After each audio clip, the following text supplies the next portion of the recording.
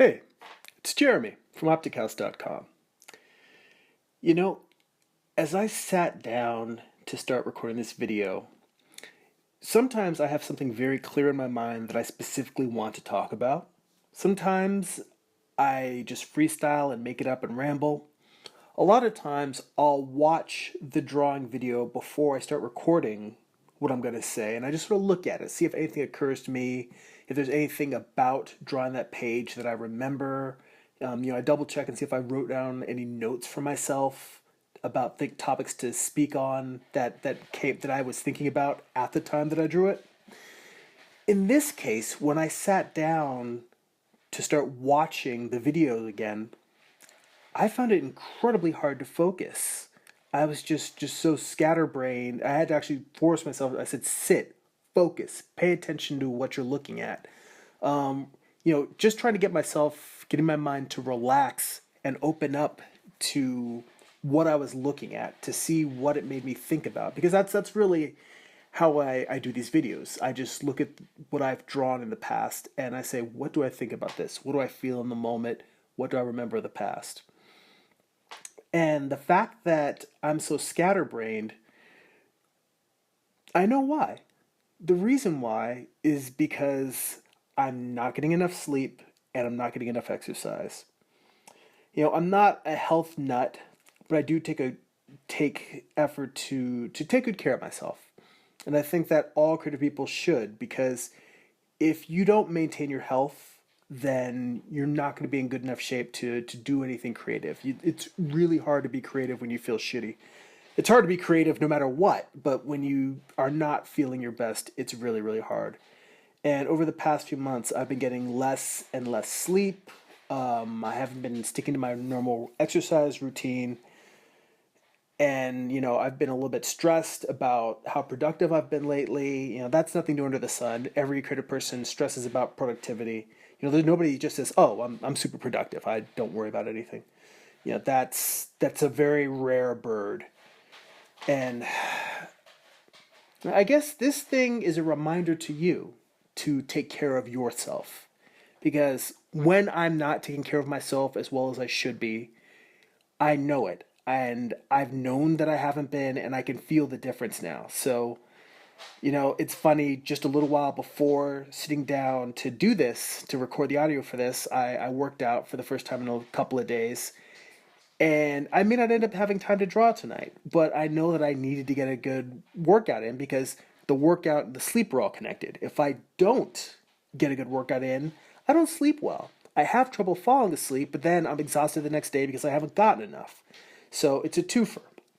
So if you don't feel like you're doing your best work right now, if you're not as productive as you'd like to be, if you're feeling really, really challenged, take a look at things that are going on in your life outside of just the art that you make. Take a look at how you're treating yourself and your body, how you're dealing with other things going on. Are you eating right? I'm sure I've mentioned some of these things before in the past, but every once in a while we all need a reminder. I need reminders, and hopefully my wake-up call will remind you, because I still don't feel like I'm on track yet. I'm just starting to get back on track and getting back to where I need to be focused, firing on all cylinders, well-rested, healthy, exercised, well-fed, all of those things. On a different note, flipping pages. I have discussed it in the past.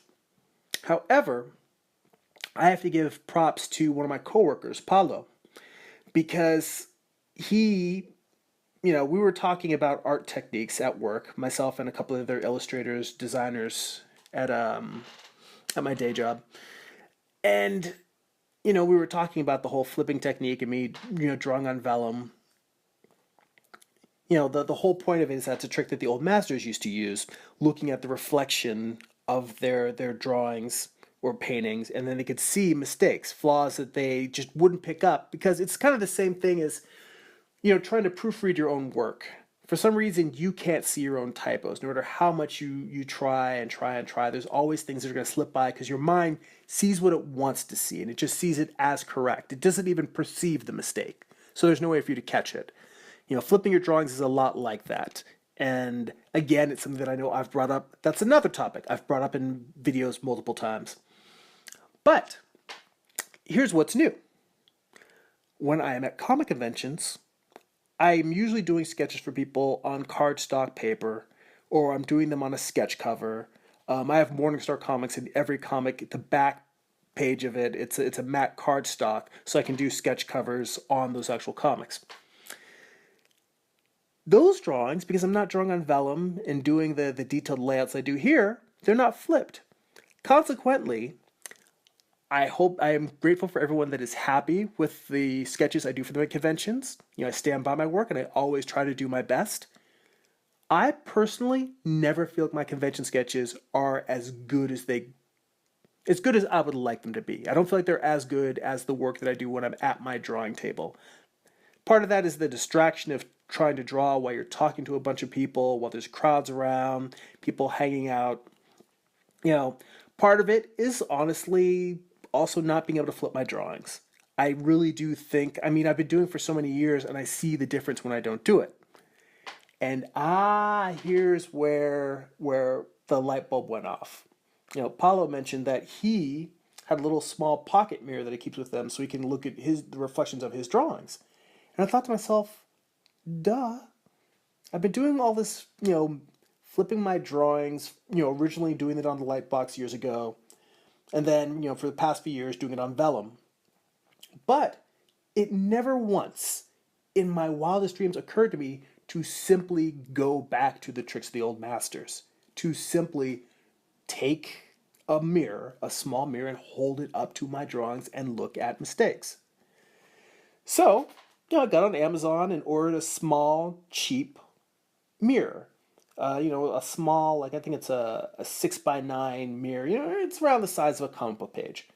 I tried to find one that was cheap, but also difficult to break. One that's shatter resistant. That's the word I'm looking for. Again, I told you, sleepy, haven't been getting rest. My brain's not working on all cylinders, so you got to excuse me.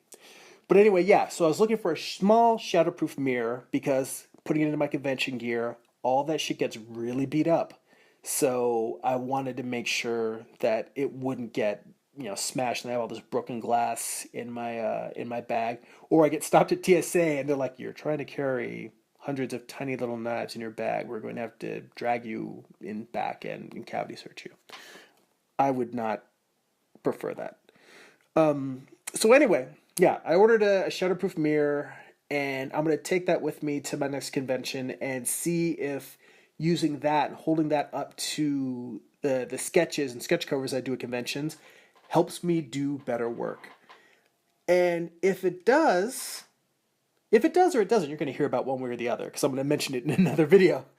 But if it does seem to work and it seems to help, maybe I'll do a drawing video of me using the mirror and holding it up. And that doesn't mean I'm going to start doing all of my comics with the mirror, but just giving it a try and letting you see how it works out for me. Because that's kind of my thing, is sharing the process, showing you what I'm doing, showing you the tricks, showing you the things, the experiments, the things that succeed, the things that fail, and just letting you ride along with me as I figure out this crazy thing.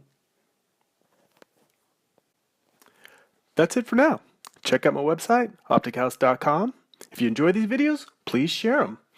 Also, sign up for my weekly newsletter to get a free digital download and see what else I'm working on. Go be creative.